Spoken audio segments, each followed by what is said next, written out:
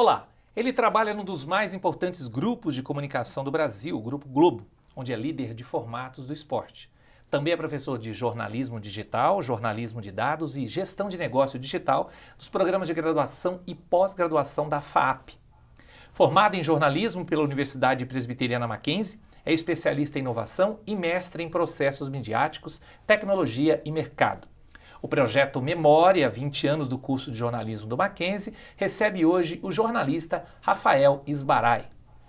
Rafael, muito obrigado pela sua presença, é um prazer tê-lo aqui conosco. Obrigado você, professor. Foi meu professor e coordenador do curso na época que eu estive aqui. Lembro disso muito bem.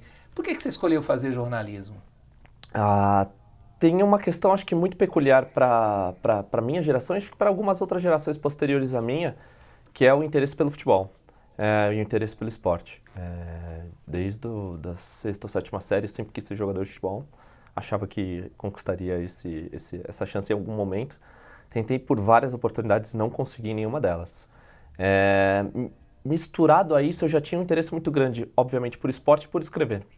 E nessa junção e a falta de capacidade para ser um jogador de fato, me aproximou do jornalismo. Você sabe que isso é muito comum até hoje, né? Muitos garotos entram pensando nisso, foram jogadores, tentaram ser jogadores de futebol, não conseguiram ser jogadores de futebol, aí entram para fazer jornalismo esportivo, o que é normal. Depois eles vão entendendo que o jornalista esportivo também tem a necessidade de uma formação muito ampla. Muito ampla. Né? Tanto que depois que eu entrei na universidade, eu comecei a identificar a importância da tecnologia sobre a nossa vida, sobre a vida da sociedade e sobre o jornalismo. Acho que isso mudou um pouco a minha característica. Por que você escolheu Mackenzie? Olha, foi uma escolha por várias razões. Primeiro, pela grade do curso. Era um curso muito novo à época. A grade do curso se aproximava a ambientes digitais. Vamos partir do princípio que era o ano de 2004. 2004, primeiro ano do Facebook, primeiro ano do Orkut. MySpace era uma rede social muito popular, então o mundo mudou completamente. Eu já gostava um pouco desses ecossistemas e queria entendê-los um pouco mais, uma vez que o futuro já era a internet de fato. Então, a questão da inovação relativa à tradição do Mackenzie me fez ingressar à universidade. Logo que você terminou a faculdade, logo um pouco tempo depois, o diploma deixou de ser obrigatório para o exercício profissional. Você acha que é necessário uma formação universitária para exercer o jornalismo? Olha, essa questão ela é muito controversa no sentido de que há vários pontos positivos e negativos sobre essa mudança. O que eu acho interessante é que o mercado exige o diploma de jornalista em alguns momentos. E aí não tem como você ficar longe dessa mudança. Então, muitos dos cargos que são disputados hoje em empresas de mídia e fora dela exigem o diploma de jornalismo. Eu acho que isso é um peso muito forte. No que a faculdade foi importante para a sua formação? Muita coisa. Eu acho que primeiro o caráter crítico sobre o que é o jornalismo de fato.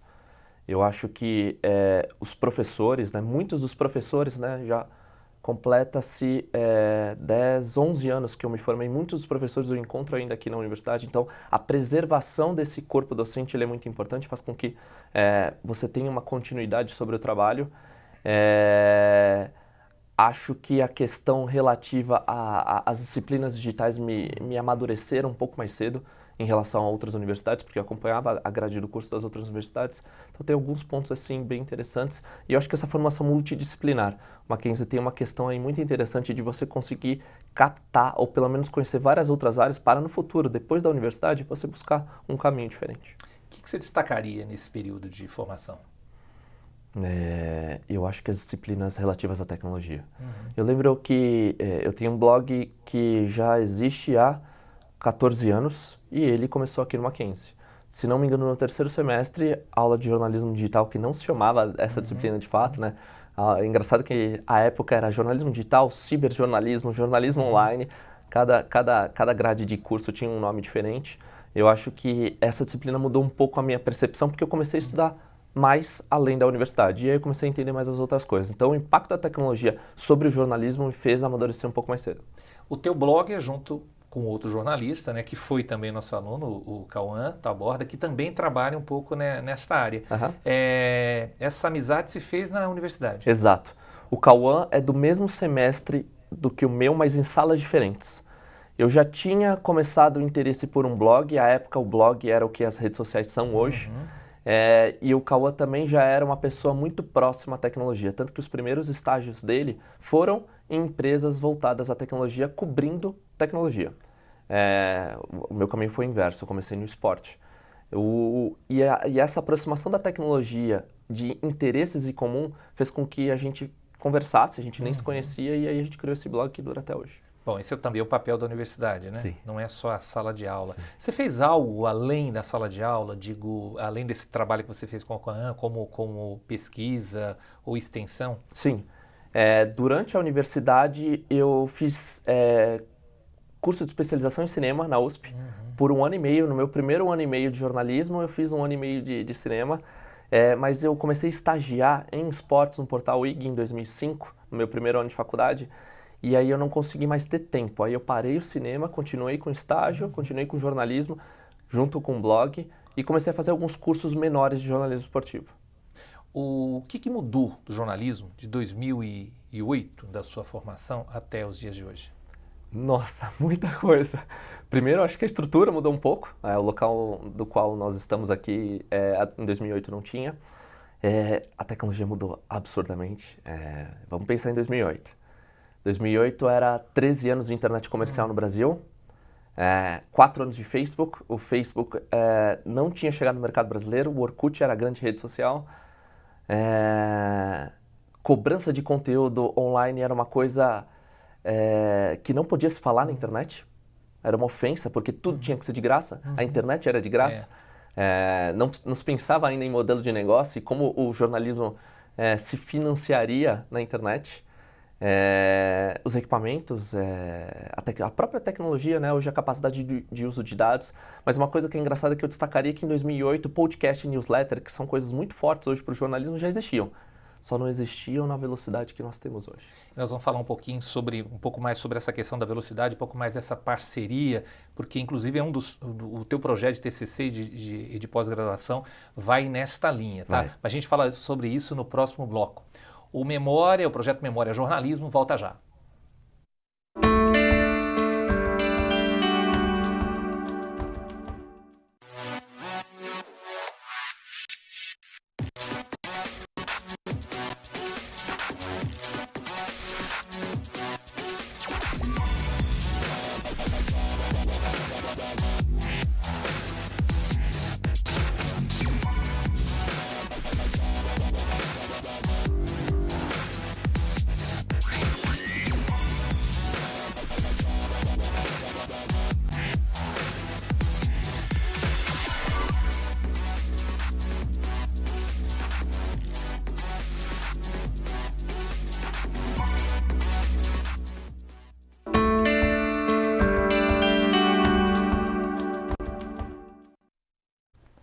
O projeto Memória Jornalismo está de volta. Ao meu lado, Rafael Esbarai, jornalista, professor e ex-aluno do nosso curso. Rafael, eu queria falar um pouquinho do seu TCC, que já tinha essa questão de tecnologia, de mediação entre o editor, entre o jornalista e o cidadão. E depois você passou isso também para o seu projeto de pós-graduação. Você acha que isso se concretizou na prática? Olha, é muito difícil responder isso porque a internet mudou e mudou um pouco a capacidade de como nós criamos conteúdo. Em 2008, quando eu pensei em fazer esse meu TCC, eu queria entender sites que produzem conteúdo colaborativo, que à época eram pessoas que no seu tempo livre produziam conteúdo, produziam jornalismo. Eu fui tentar entender um site sul-coreano chamado My News, que hoje não existe mais, o Minha Notícia, que também era um portal de notícias colaborativo que também não existe mais, e Você no G1. Comecei a analisar um pouco esses 3 produtos e vi que a produção de conteúdo pelo usuário cresceria exponencialmente. Então eu comecei a tentar entender quem eram essas pessoas aqui no Mackenzie e no mestrado eu comecei a tentar entender por que as pessoas produziam conteúdo. E aí eu acho que tem um valor muito importante, porque por mais que eu tenha concluído o mestrado em 2010, as respostas que eu obtive eu uso até hoje no meu ambiente de trabalho, sobre por que as pessoas se motivam nas suas horas livres de trabalho a produzir conteúdo, a fazer jornalismo, a fazer conteúdo. E aí a gente pode migrar essa questão para o YouTube. Hoje as pessoas gastam horas e horas produzindo o seu próprio conteúdo, virou até uma expressão em inglês creator, né? Criador de conteúdo. e a gente queria entender um pouquinho essa motivação. Eu acho que isso foi muito legal porque, mais uma vez, me deu uma questão de amadurecimento. Eu tentei entender o que era para depois tentar entender a motivação. Isso foi bem importante. Fala um pouco para mim da sua carreira pós-faculdade. Pós-faculdade? Tá. Em 2008 ainda estava no IG, era estagiário, depois fui contratado. Quando eu comecei o mestrado, eu fui para a Veja. A Veja, à época, completaria 40 aanos. E a Veja tinha um projeto chamado Veja 40 anos, o Brasil Queremos Ser. Aliás, um projeto muito próximo que a Globo fez no ano passado. Né? E era um projeto colaborativo. E aí viram minha proposta de mestrado, eu fui para ser um contrato fixo durante o período de 6 a 8 meses. Falei, vou abraçar, a Veja era a segunda maior publicação do mundo, naquele período valeria muito a pena. E aí gostaram muito de como eu atuei no projeto, aí eu comecei a cuidar das redes sociais de fato da Veja, e depois de cuidar das redes sociais de fato da Veja, eu cuidei da área de tecnologia, editando o conteúdo de tecnologia. E aí, naquela época já existia a migração entre o impresso e o digital, a gente produzia coisas para o digital, produzíamos coisas para o impresso. Permaneci na Veja por 6 anos e desde 2014, novembro de 2014, eu estou no esporte do Grupo Globo. Você acha que o jornalista, pegando a sua carreira, né, não é um jornalismo de redação, podemos dizer assim, essa formação do jornalista, ele pode fazer o que exatamente além da redação?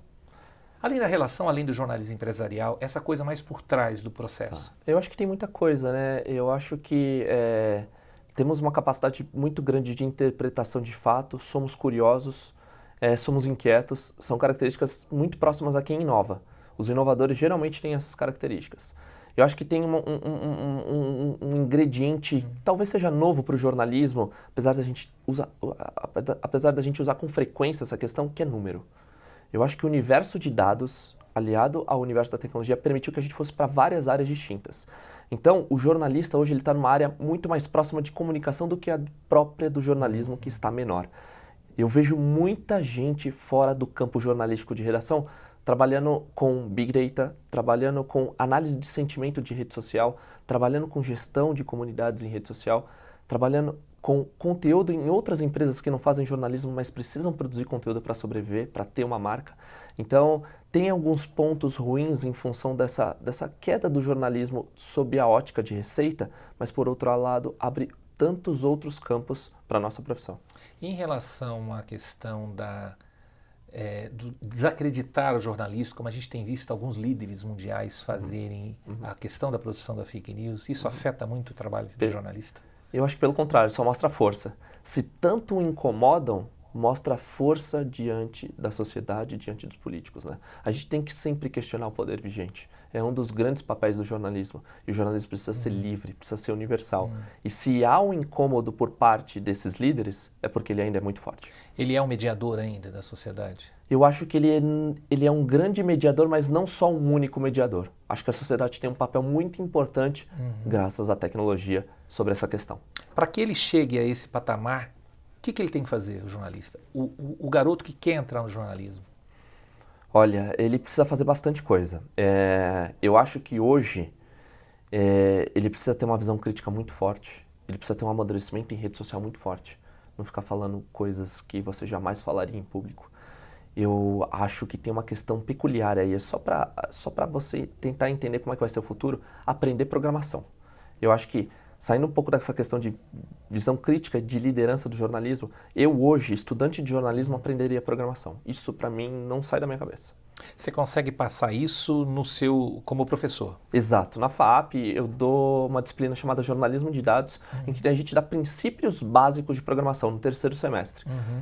Ninguém sai ali programador, até porque eu não sou programador, eu tenho conceitos também básicos e intermediários, mas eu tento trazer, num período de 6 meses, a importância da programação para começar a cruzar dados e trazer reportagens mais relevantes por meio dos dados públicos que nós temos disponíveis na internet. Para a gente fechar, o que você diria para quem tem interesse em fazer jornalismo?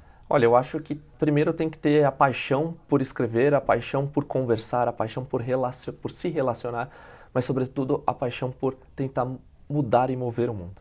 Se você tem esses ou alguns desses quesitos, com certeza você vai brigar para ter uma grande vaga no jornalismo. Legal, Rafael, obrigado. Eu acho que eu falo em nome, não só em meu nome, mas em nome dos professores aqui. Você é sempre bem-vindo, você esteve dando uma palestra para a gente aqui, foi super legal, interessante. E é sempre bom a gente ter esse contato, saber o que os nossos ex-alunos estão fazendo no mercado. Obrigadíssimo, não só pela sua presença, mas ter passado conosco aqui no curso. Obrigado, é uma honra. Sempre que há um convite do Mackenzie, eu sempre estou aqui disponível. Obrigado pela atenção. E o Memória termina por aqui. Para você, eu queria agradecer pela sua audiência e até o próximo episódio.